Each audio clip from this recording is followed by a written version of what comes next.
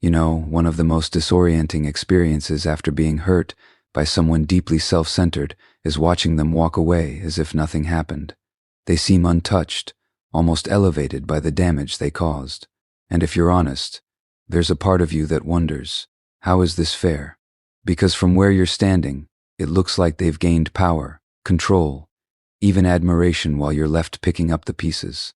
But what you're seeing in that moment is not real power, it's performance. It's a carefully constructed illusion that depends entirely on external validation and internal denial. And the thing about illusions is that they require constant maintenance. They crack under pressure. They collapse over time. A person who lacks empathy, who avoids accountability, who builds their identity around control rather than connection, they don't just harm others, they slowly destabilize their own foundation. It may not be visible right away, but it's inevitable. Because real strength is rooted in truth, and anything built on distortion eventually begins to fracture. You see, when someone operates from a place of narcissism, they are disconnected from their authentic self. That disconnection doesn't go away just because they've moved on to the next person or the next situation. It follows them. It shows up in their relationships, in their decisions, in the quiet moments when there's no one left to impress. At first, they may seem to thrive. They may find new people, new attention, new opportunities, but the same patterns repeat. The same emotional shallowness, the same need for control, the same inability to truly connect. And over time, people begin to notice. The charm wears thin, the mask slips, and what once looked like confidence starts to feel like emptiness. Meanwhile, you're in a very different process. It doesn't feel powerful at the beginning. It feels painful. You're facing the truth, you're grieving, you're questioning. But here's the difference, connected to reality. You're not running from it. And that connection, as difficult as it is, becomes your strength. Because while they're investing energy into maintaining an image, you're investing energy into rebuilding a life. While they're avoiding themselves, you're learning who you truly are. And that's where the shift begins. Over time, the illusion they depend on becomes harder to sustain. Relationships become more unstable, conflicts increase, their sense of control weakens, and the very traits they used to dominate others, manipulation, arrogance, emotional detachment, started isolating them instead. You don't have to expose them. You don't have to prove anything. Life has a way of revealing what's hidden, not through dramatic moments, but through consistent patterns. People eventually see what's real. And as that happens, something else becomes clear: you were never as powerless as you felt. You were simply in the presence of someone who needed you to believe that. Once you step out of that dynamic, their perceived power begins to lose its grip. So, if it feels like they've won, understand this. You're witnessing a moment, not the outcome. You're seeing the surface, not the structure.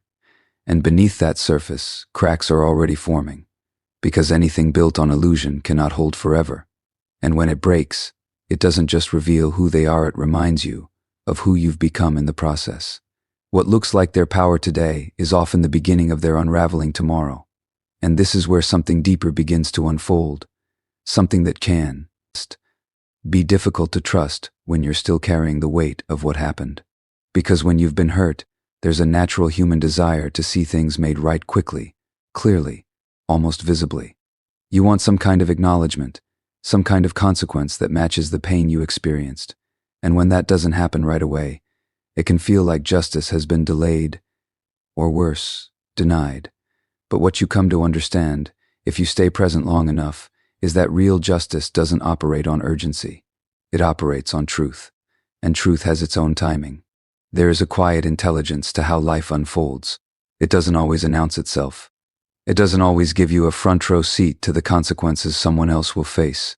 In fact, more often than not, it asks you to release that need to loosen your grip on the outcome, because the more you stay fixated on their downfall, the more you remain tied to the very dynamic that hurt you. This doesn't mean what happened to you doesn't matter. It does. It means that the balancing of things, what you might call justice, or even a kind of higher order, is not about spectacle. It's about alignment. It's about bringing things back in, to integrity, often in ways that are subtle, cumulative, and deeply personal. You may not see it at first. They may continue as they were, appearing unaffected, even successful. But the consequences of living without self-awareness, without empathy, without accountability, they don't vanish.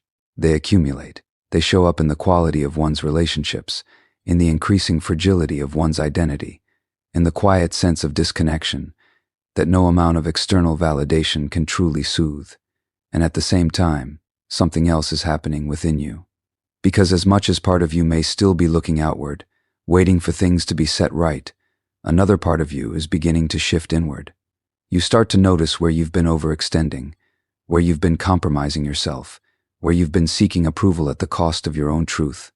And that awareness, uncomfortable as it can be, is the beginning of a very different kind of justice. It's the kind that restores you. You begin to reclaim your boundaries, not as walls, but as expressions of self-respect. You begin to recognize your worth, not because someone else affirms it, but because you're no longer willing to abandon it. And slowly, almost imperceptibly, your energy starts to change. You're no longer trying to prove your value to someone who couldn't see it. You're no longer waiting for an apology that may never come. You're stepping out of the role you were placed in and into the person you're meant to become. And here's the paradox. The more you focus on your own healing, the less you need to witness their consequences. Because your life begins to move in a direction where their actions no longer define your reality. Meanwhile, life continues to respond to them as well, not in dramatic displays, but in patterns, in repeated breakdowns, in missed connections, in the slow erosion of the very image they work so hard to maintain. You may not be there to see it, and that's okay. Because justice, in its truest form, is not about watching someone else fall. It's about no longer being bound to their impact. It's about returning to yourself. And when you reach that place, you realize something profound. What needed to be balanced already is not because you forced it, but because you allowed life to do what it has always done.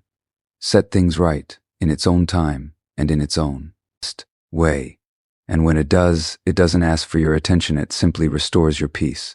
And if you look closely, you begin to notice something that at first might feel unsettling, but eventually becomes incredibly clarifying. The patterns don't stop with you. They never do. What felt personal, what felt uniquely targeted, starts to reveal itself as part of a much larger cycle, one that existed before you and continues long after you step away. Because someone who operates from that place doesn't suddenly transform just because the setting changes. They may change faces, environments, even narratives, but the underlying pattern remains intact. The need for control, the avoidance of responsibility, the emotional inconsistency, it all travels with them. It's not situational, it's structural. And this is where the illusion of their freedom begins to fade. On the surface, it can look like they've moved on effortlessly, as if they've escaped any consequence. But in reality, they carry the same internal blueprint into every new interaction. The same behaviors that once drew you in eventually begin to create friction elsewhere. What initially appears charming or confident slowly reveals self is unstable or even destructive. Over time, the cycle repeats. Idealization, where everything feels intense and promising, then subtle shifts, criticism, withdrawal, unpredictability, and eventually, the same breakdown. Different person, same dynamic, and each time it happens, it reinforces something much deeper. They are not in control of the pattern, they are bound by it. That's the part many people don't see right away. It can feel like they have all the power, all the options, all the freedom. But real freedom involves awareness, the capacity to reflect, to adjust, to grow. Without that, what looks like choice is often compulsion. What looks like movement is actually repetition. And repetition, over time, becomes a kind of confinement. Because when you're unable to step outside your own behavior, when you can't recognize the impact you have on others, you end up recreating the same outcomes again and again. Relationships don't deepen, they cycle. Trust doesn't build, it erodes. And eventually, even the most willing participants begin to pull away. So while you may have felt trapped at one point, confused, overwhelmed, questioning your own reality, you were actually in a position that allowed for something different. You had the capacity to see, to feel, to question. And those capacities, painful as they can be, are also the very things that make growth possible. You step out of the cycle not because it's easy, but because at some point, the cost of staying becomes too high. And in doing so, you do something they have not yet been able to do. You interrupt the pattern. That interruption is powerful. It's not loud, it's not dramatic, but it changes the trajectory of your life. Because once you begin to recognize the dynamic, once you start to understand your role in it not from a place of blame, but from a place of awareness, you create the possibility for something new. And that's where your path begins to diverge. While they continue to repeat what is familiar, you begin to explore what is true. While they remain caught in cycles that feel inevitable, you start making choices that are intentional. And slowly, the gap between those two paths widens. What once felt like something you couldn't escape becomes something you've outgrown. And in that realization, there's a kind of quiet freedom. Not because everything is resolved, not because there's no more pain, but because you're no longer participating in something that diminishes you. You've stepped out of the loop, and the moment you do, you begin to see it for what it is, not a reflection of your worth, but a pattern that was never yours to carry, because what traps them is the very thing you chose to outgrow.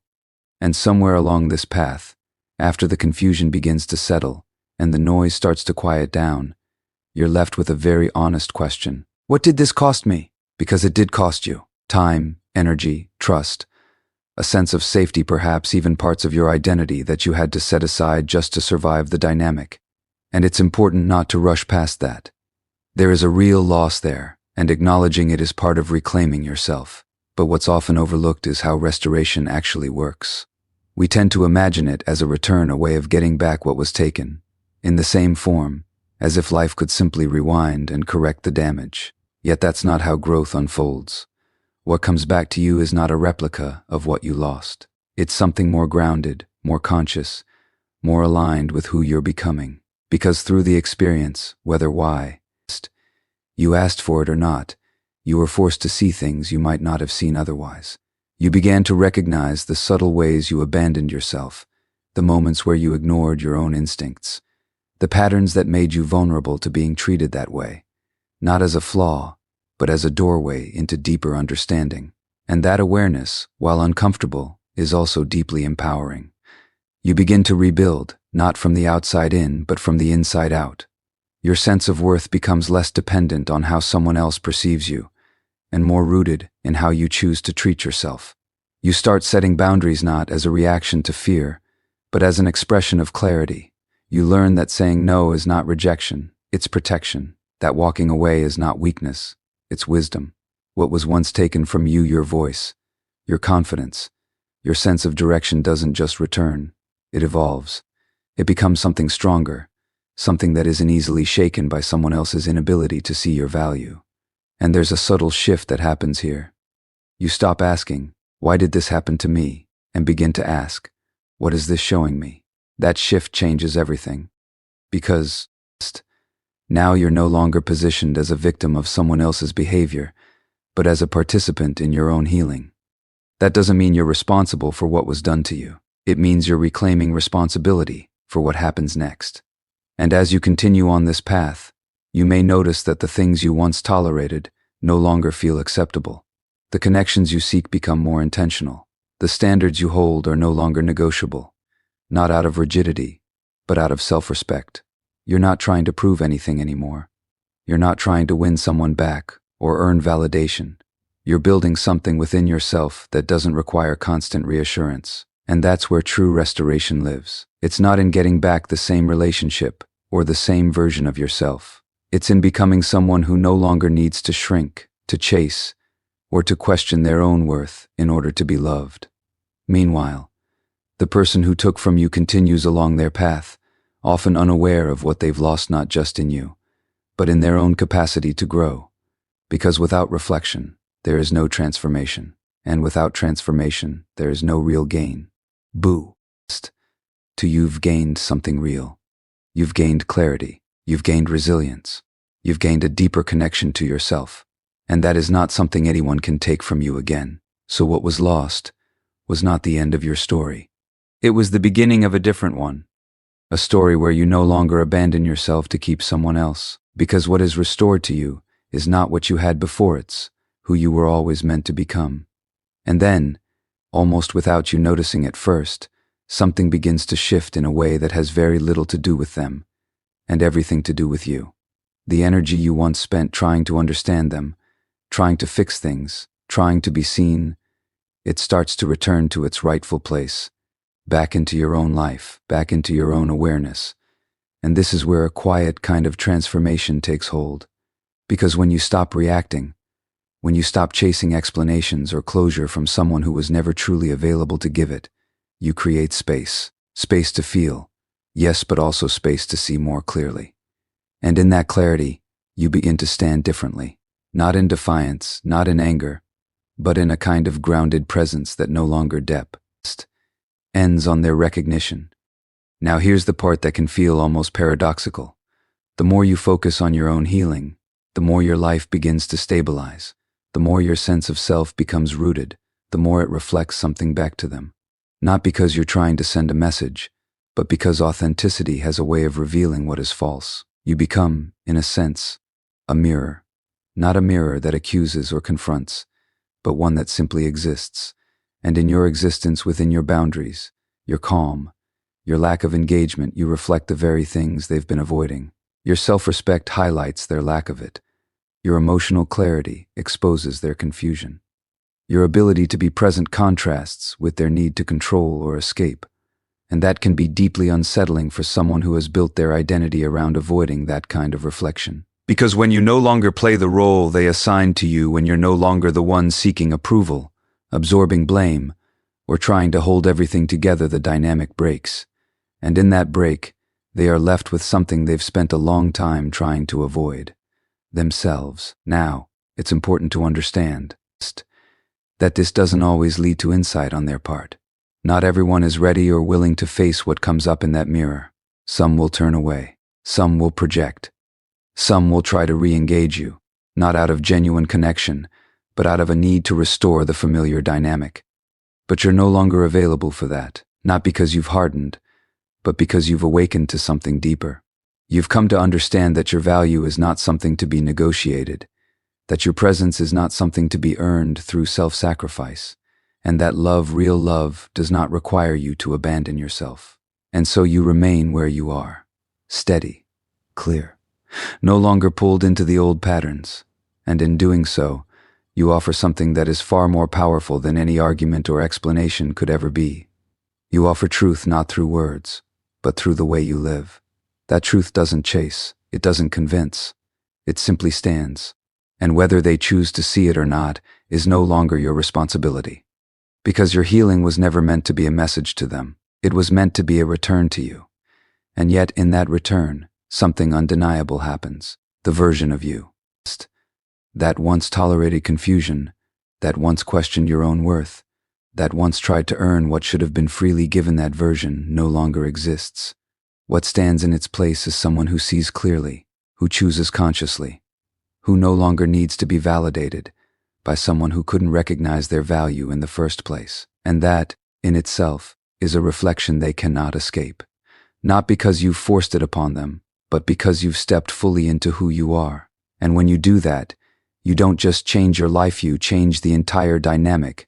Because the most powerful mirror you can ever offer is the one that reflects a person who has finally come home to themselves. And once you've done that, there is nothing left for them to take. And as this journey continues, something becomes unmistakably clear. What you once thought of as revenge begins to lose its meaning. Not because the pain wasn't real, not because what happened didn't matter, but because you've moved into a different level of understanding. The part of you that once wanted to see them hurt in the same way you were hurt, that part starts to soften, not out of weakness, but out of awareness. Because you begin to see that staying emotionally tied to their outcome, whether it's hoping, can lead to a loss of self-worth and a sense of failure. For their success or their Arabic scene, Arabic kaf, Arabic wa, Arabic ta keeps you anchored to a past that no longer reflects who you are. Real freedom doesn't come from watching someone else fall. It comes from no longer needing them to. And that's not an easy shift. It asks something deeper of you. It asks you to release the idea that your healing depends on their suffering. It asks you to let go of the expectation that life will present you with a moment where everything is balanced in a way you can visibly confirm. Instead, it offers you something far more meaningful: your own transformation. Because when you've walked through the confusion, when you've faced the grief, when you've rebuilt your sense of self from the ground up, you begin to realize that you are no longer the same person who was once entangled in that dynamic. Your values have shifted. Your awareness has deepened. Your capacity to see clearly has expanded. And with that expansion comes choice. You're no longer reacting out of old wounds. You're responding from a place of presence. You're no longer trying to prove your worth. You're living from it. And that changes everything. The relationships you allow into your life begin to reflect that shift. There's more honesty, more mutual respect, more ease, not because life suddenly becomes perfect, but because you are no longer willing to participate in what diminishes you. And here's the quiet truth that often goes unspoken. The life you begin to build from this place becomes something the past version of you couldn't have even imagined. Not because it's extraordinary on the surface, but because it feels different on the inside. There is a sense of stability, of self-trust, of alignment that no external validation can replicate. Meanwhile, the person who hurt you continues on their path, and whatever unfolds for them, whatever consequences they face or don't face, is no longer something that defines your experience. Because you've stepped into something they haven't yet accessed, the ability to grow beyond your patterns. And that is where the real shift lies. Not in changing them, not in correcting the past, but in becoming someone who no longer needs to revisit it in order to feel whole. You're not waiting anymore. You're not watching. You're not measuring your progress against theirs. Outcome. You're living, fully, consciously, and with a kind of quiet strength that doesn't need to announce itself. And in that space, something remarkable happens. The energy that was once consumed by pain, by confusion, by the need for closure, it becomes available again. Available for creativity, for connection, for purpose. You begin to invest in what nourishes you, in what reflects your values, in what supports your well-being, and over time, that investment compounds into a life that feels genuinely yours, not shaped by reaction, but by intention. And when you reach that point, you understand something that can't be taught, only experienced. The greatest form of justice is not what happens to them, it's what no longer happens to you. Because you are no longer the person who can be pulled into that dynamic. You are no longer the person who confuses chaos for connection. You are no longer the person who abandons themselves in the name of love. You've moved beyond that. And in doing so, you haven't just healed, you've transformed. And that transformation is not just your freedom. It is your power. The kind of power that doesn't need revenge, because it has already are. I see beyond it.